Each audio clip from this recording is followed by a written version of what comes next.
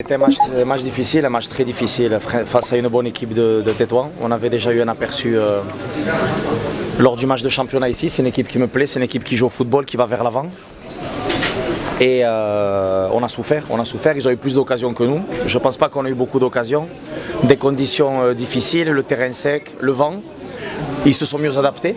Je trouve que dans l'ensemble, ils ont été mieux que nous, dans l'ensemble, mais bon. Quand ce sont des matchs de coupe, ce qui compte c'est la qualification, on l'a vu au mondial des clubs, que ce qui reste c'est la qualification. Mais c'est vrai qu'on a souffert.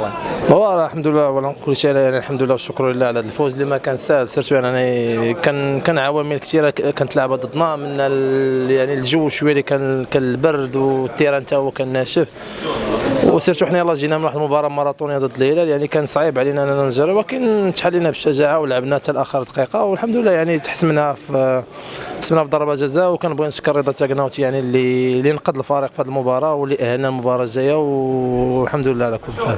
الجمهور الوداد هو كيعرف باللي اللاعبين في مباراه الهلال اداو اللي عليهم يعني كتبقى ديك الشمته حيت هما كانوا بحالنا باغيين يمشيو لابعد نقطه وما كيتقلقوش فيها وكيرجعوا عارفين عطينا الافون وما جابش الله وكنتمناو ان شاء الله نعاودوا في القادم التظاهر ان شاء الله. والحمد لله على النتيجه ديال اليوم والتاهل. بالنسبه لنا الماتش ديال اليوم تيعني لنا بطوله ماشي ماتش اللي غادي نركبوا فيه النقاط.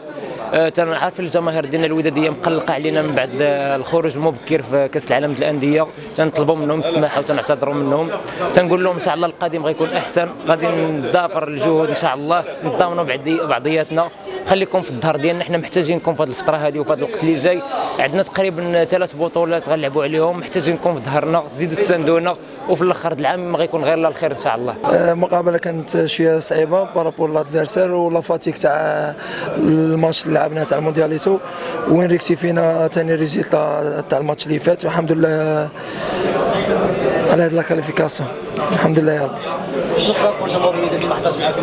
ان شاء الله يحضر مقابله مقبله ان شاء الله ونزيدوا نفرحوهم ان شاء الله باش ريكتيفو كاع اللي راح لنا ان شاء الله في اخر الوقت ان شاء الله. اليوم صراحه قبل الماتش قلنا مع الكوتش ومع الدراري اليوم امبوسيبل نرجعوا لكازا بلا لا فيكتوار امبوسيبل كانت انيماجينابل علاش قلنا خصنا ما يمكنش في السيمانه واحده نقصاو 2 مرات دونك الحمد لله on a fait un bon match صراحه on a fait un très bon match malgré شفتوا le climat الكره قاعده تمشي لا غوش à droite التيران ناشف مي بخينا رجال on s'est bien battu وفي لي بينالتي on a montré que on était une équipe de caractère parce que رجعنا في لي بينالتي والحمد لله on a gagné donc maintenant غنرتحوا ونفكروا في لا بروشين سيونس في تشامبيونز ليغ ان شاء الله.